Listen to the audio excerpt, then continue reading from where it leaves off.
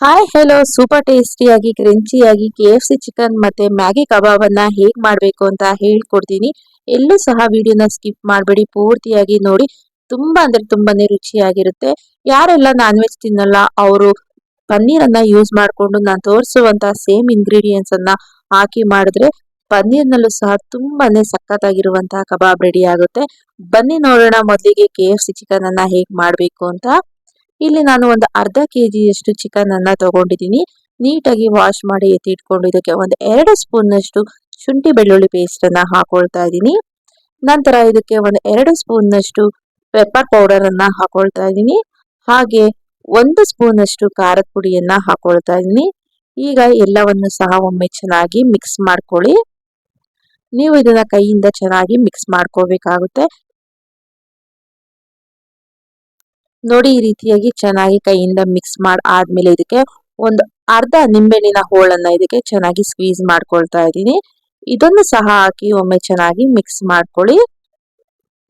ಮತ್ತೆ ರುಚಿಗೆ ತಕ್ಕಷ್ಟು ಉಪ್ಪನ್ನು ಸಹ ಆಡ್ ಮಾಡ್ಕೊಂಡಿದ್ದೆ. ಈಗ ಇದನ್ನ ಒಂದು 10 ನಿಮಿಷ ಮ್ಯಾರಿನೇಟ್ ಆಗೋಕೆ ಬಿಡೋಣ. ಅಷ್ಟರಲ್ಲಿ ನಾನು ಮತ್ತೊಂದು ಪ್ಲೇಟ್ ನಲ್ಲಿ ಒಂದು 2 ಕಪ್ನಷ್ಟು ಮೈದಾ ಹಿಟ್ಟನ್ನ ತಗೊಳ್ತಾ ಇದ್ದೀನಿ. ನೀವು ಇನ್ನು ಜಾಸ್ತಿ ಕ್ವಾಂಟಿಟಿಯಲ್ಲಿ ಮಾಡ್ತೀರಾ ಅಂದ್ರೆ ಜಾಸ್ತಿ ಕ್ವಾಂಟಿಟಿಯಲ್ಲಿ ಖಾರದ ಪುಡಿ, ಮೆಣಸಿನ ಪುಡಿಯನ್ನೆಲ್ಲ ಹಾಕೋಬೇಕಾಗುತ್ತೆ.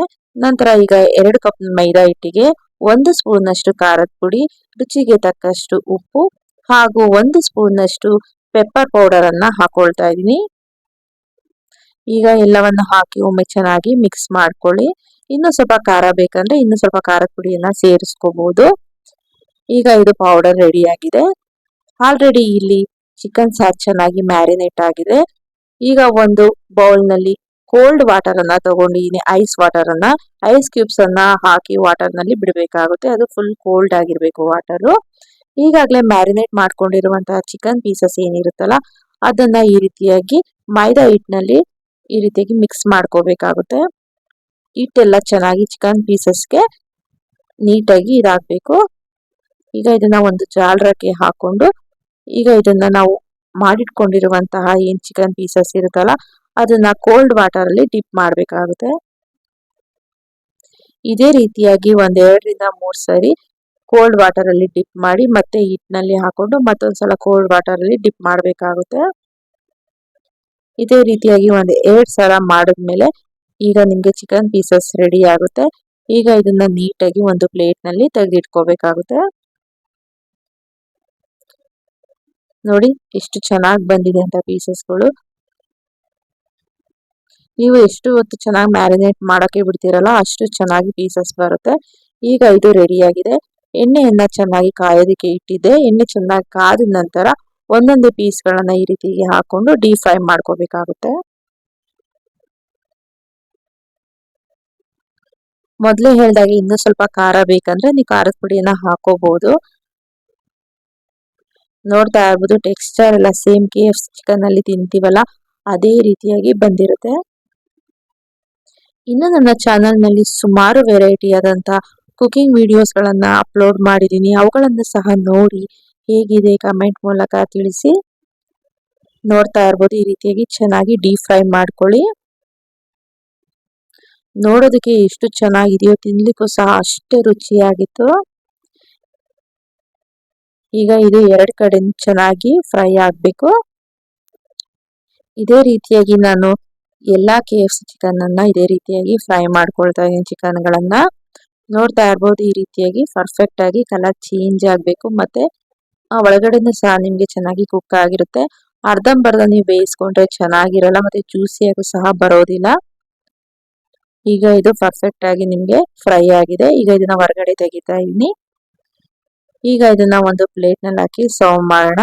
ನೀವು ಬೇಕಾದ್ರೆ ಮೇಲೆ ಸ್ವಲ್ಪ ಪೆರಿ ಪೆರಿ ಮಸಾಲ ಅಥವಾ ಪೆಪ್ಪರ್ ಪೌಡರ್ ಇಲ್ಲಾಂದ್ರೆ ಖಾರದ ಪುಡಿಯನ್ನು ಸಹ ಹಾಕೋಬಹುದು. ತುಂಬಾನೇ ರುಚಿಯಾಗಿರುತ್ತೆ. ಈಗ ಇದನ್ನ ನಾನು ಸಾಸ್ ಒಟ್ಟಿಗೆ ಸರ್ವ್ ಮಾಡ್ತಾ ಇದ್ದೀನಿ. ನೀವು ಬೇಕಾದ್ರೆ ಇದನ್ನ ಗ್ರೀನ್ ಚಟ್ನಿ ಒಟ್ಟಿಗೂ ಸಹ ಸರ್ವ್ ಮಾಡಬಹುದು. ತುಂಬಾ ಚೆನ್ನಾಗಿರುತ್ತೆ. ಈಗ ಇದನ್ನ ಟೇಸ್ಟ್ ಮಾಡೋಣ ಬನ್ನಿ ಹೇಗಿದೆ ಏನು ಅಂತ. ನೋಡಿ ಎಲ್ಲಾ ಚಿಕನ್ ಪೀಸಸ್ಗಳು ಸಹ ತುಂಬಾನೇ ಜ್ಯೂಸಿಯಾಗಿ ತುಂಬಾನೇ ಚೆನ್ನಾಗಿ ಕುಕ್ ಆಗಿತ್ತು. ನೋಡ್ತಾ ಇರ್ಬೋದು. ಬನ್ನಿ ಈಗ ಟೇಸ್ಟ್ ಮಾಡೋಣ.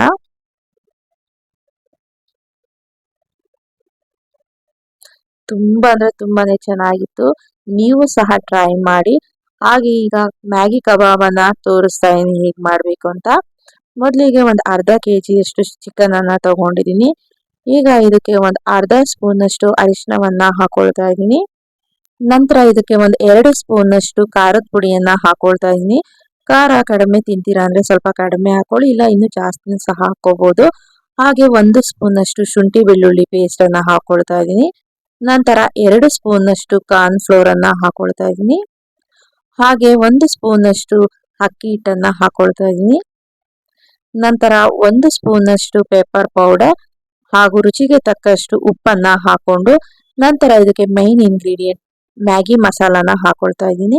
ನಿಮ್ಗೆ ಇದು ಹೊರಗಡೆ ಎಲ್ಲ 5 ರುಪೀಸ್ಗೆ ಸಿಗುತ್ತೆ. ಸೊ ಇದನ್ನ ನಾನು 1 ಪ್ಯಾಕೆಟ್ ನಷ್ಟು ಹಾಕೊಳ್ತಾ ಇದ್ದೀನಿ. ನಂತರ ಇದಕ್ಕೆ ಒಂದು ಮೊಟ್ಟೆಯನ್ನ ಹೊಡೆದ್ಬಿಟ್ಟು ಹಾಕೊಳ್ತಾ ಇದ್ದೀನಿ.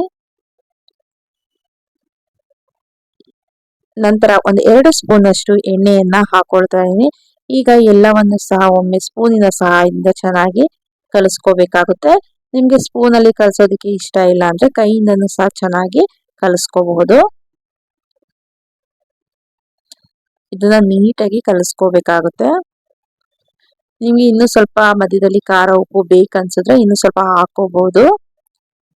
ಈಗ ಮತ್ತೆ ಸ್ವಲ್ಪ ಒಂದೆರಡು ಡ್ರಾಪ್ ಅಷ್ಟು ನೀರನ್ನ ಹಾಕೊಂಡು ಮತ್ತೆ ಒಂದ್ ಸ್ವಲ್ಪ ಕಲಿಸ್ಕೊಂತಾ ಇದ್ದೀನಿ. ಈ ಕರೆಕ್ಟ್ ಆಗಿ ಪರ್ಫೆಕ್ಟ್ ಆಗಿದೆ. ಈಗ ಚೆನ್ನಾಗಿ ಕಾದಿರುವಂತಹ ಎಣ್ಣೆಗೆ ಒಂದೊಂದೇ ಪೀಸ್ಗಳನ್ನ ಸ್ಪೂನಿನ ಸಹಾಯದಿಂದ ಹಾಕೊಳ್ತಾ ಇದ್ದೀನಿ.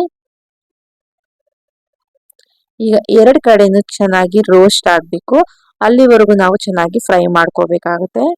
ನೋಡಿ ಇದು ಈ ರೀತಿಯಾಗಿ ನೀಟಾಗಿ ಕಲರ್ ಚೇಂಜ್ ಆಗ್ಬೇಕು. ಯಾವಾಗ್ಲೂ ಒಂದೇ ರೀತಿಯಾಗಿ ಕಬಾಬ್ಗಳನ್ನ ತಿಂದು ಬೋರ್ ಆಗಿದ್ರೆ ಖಂಡಿತವಾಗಿ ನಾನು ತೋರಿಸಿರುವಂತಹ ಈ 2 ರೀತಿಯಲ್ಲಿ ಕಬಾಬನ್ನ ಟ್ರೈ ಮಾಡಿ ನೋಡಿ, ತುಂಬಾನೇ ರುಚಿಯಾಗಿದೆ. ಈಗ ಇದನ್ನ ಎಣ್ಣೆಯಿಂದ ಹೊರಗಡೆ ತೆಗಿತಾ ಇದ್ದೀನಿ. ಇದನ್ನ ನೀವು ಬೇಳೆ ಸಾರು ಜೊತೆಗೆ ಇಲ್ಲ ಯಾವುದೇ ಒಂದು ಸಾಂಬಾರ್ ಜೊತೆಗೆ ಇಲ್ಲ ಈವ್ನಿಂಗ್ ಸ್ನಾಕ್ಸ್ ಜೊತೆಗೆ ತಿಂತಾ ಇದ್ರೆ ಆಹಾ 1 ಮೋರ್ ಪ್ಲೇಟ್ ಅಂತೀರಾ ಅಷ್ಟು ರುಚಿಯಾಗಿರುತ್ತೆ. ಮೇಲೆ ಈ ರೀತಿಯಾಗಿ ಕರ್ಬೇವಿನ ಸೊಪ್ಪನ್ನ ಫ್ರೈ ಮಾಡಿ ಹಾಕಿದ್ದೀನಿ.